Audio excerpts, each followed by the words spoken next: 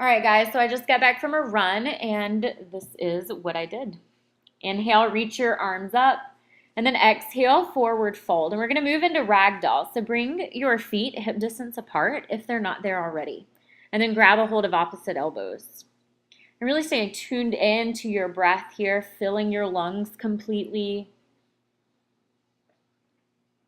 You want to keep a connection between your ribs and your thighs. That's going to help protect your low back. So allow your ribs to rest comfortably on your thighs. You can interlace your fingers behind your back and allow your hands to fall down for a nice shoulder stretch. But stay strong in your legs here. Engage your quads. And then release your bind and halfway lift, lengthen your spine, and step back, down dog. Adho Mukha Shavasana. So this is a great stretch for the entire backside of your body, which feels really good after a run. So kind of do what feels good here. You're already warmed up, but you want a nice stretch. So maybe you pedal your heels. And then inhale, come out to plank, and just drop your hips down, moving into up dog. Press the tops of your feet into the mat. Keep your shoulders down. And then lift your hips, press back, down dog. Reach your right heel to the sky. Stack your hips and put a big bend in your knee. And flex through your right foot. You want to keep that lifted leg very active. And then bring your foot in between your hands and step your back foot in halfway, coming into pyramid. So again, strong in your legs, and then find ease in your upper body. You want your chest and your head to melt towards your right leg. And take a different variation. Do whatever feels good with your arms here. I'm hugging your legs into the midline. And then moving into twisting triangle. Take your hand down to the inside or outside of your right foot, and then reach your right arm up. Pull your right shoulder back as you open up your chest, and then stay strong in your legs. So you're twisting just from your belly. And release and step back, down dog.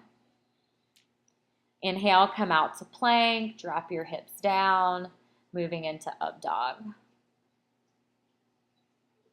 Exhale, downward facing dog. Reach your left heel to the sky, stack your hips.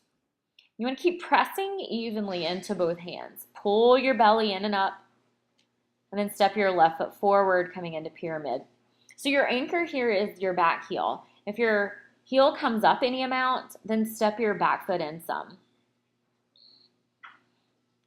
And you want to keep actively squaring your hips forward.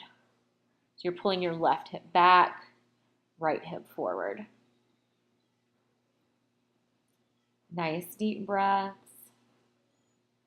And then moving into twisting triangle. After a run, my upper back gets really tight. And so these twists feel really good. So not only are you stretching and opening up, you're toning your legs here. That's what I love most about yoga, is that you're not just stretching, you're strengthening too. And then step back into downward facing dog. Stay here for however long you need. Reach your right heel up and then exhale for pigeon. So in pigeon, you want to get your shin as parallel as you can to the top of your mat. And then really flex through your right foot. That's going to help protect your knee.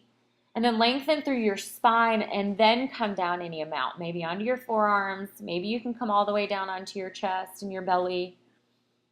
But the point here is to feel a nice stretch in your hip, right? So you want to actively reach your left hip forward, pull your right hip back. So you make sure you're not rolling off onto your right side. And really stay tuned into your breath here. This is a pretty intense stretch, so your mind wants to go anywhere but here. So just sit with it, tune back into your breath. And then walk your hands in, lift your chest, press back. Ooh, not into down dog. We're going to move into king pigeon. So put a bend in your left knee. Keep a nice open chest. Pull your right shoulder back. So it's really good on your quad. And then release and press back, downward facing dog. And we'll switch sides, left heel up, and exhale for pigeon. So again, you can hold these poses for however long you need. I only had about 10 minutes, so feel free to hang out in whatever pose feels really good for you for however long you need to.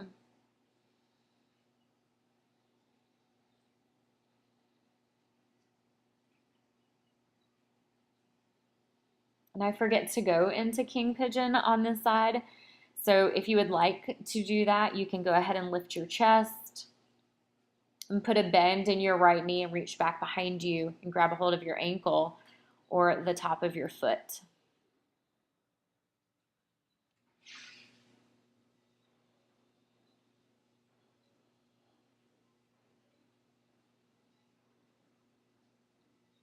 Staying present, breathing into any areas of tension, which is probably your hip. So send that warm oxygen to that area to help loosen it up a little bit. Walk your hands in, lift your chest, downward facing dog.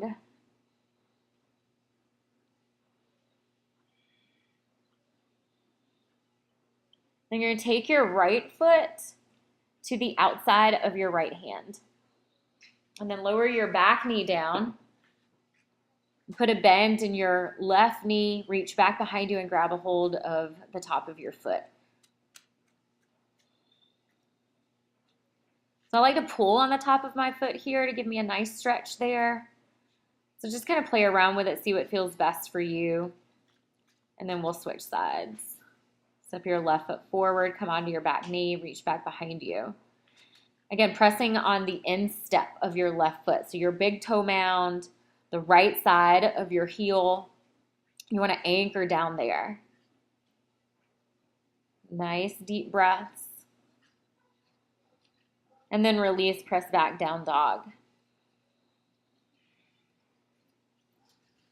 And then we're going to move into fish. So straighten your legs out. And you can have your fingers underneath your bottom if you'd like. I just kind of tuck my fingers underneath and then come back onto your forearms and lift through your chest as you drop your head back. So huge chest opener, heart opener here. If you have a block, this is great for supported fish. You just bring the skinny side of the block in between your shoulder blades. And then come on down onto your back, hug your knees in towards your chest, and we're going to move into some twists. So reach your arms out to a T, and then lower your knees towards the right and take your gaze down your left arm. And there are tons of options here. You can keep your knees bent. You can cross your top leg over your bottom leg. You can straighten your legs out, and just whatever feels best for you today.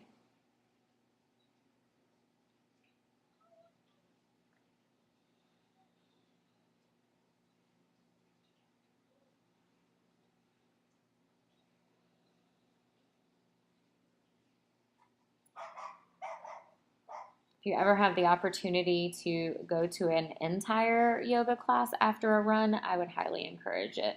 It's the best. And we'll switch sides. Bring your knees in, drop your knees to the left, take your gaze down your right arm.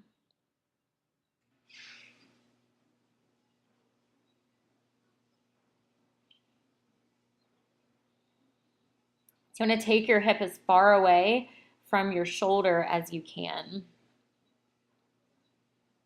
And if you guys ever want to come take a class with me, check out my schedule on my website at yogawithbethany.com. And then bring your knees back to center, and we're going to move into Supta Baddha Konasana. Knees fall out, bottoms of your feet together. This just kind of resets your spine. If you want to deepen it a little bit, you can always bring your hands to your inner thighs and kind of press down. And then bring your knees back up to center. Take your feet mat width apart, and then windshield wiper your knees from side to side. And that is it. Make your way to a seated position on your mat. Thank you so much for checking it out. Namaste.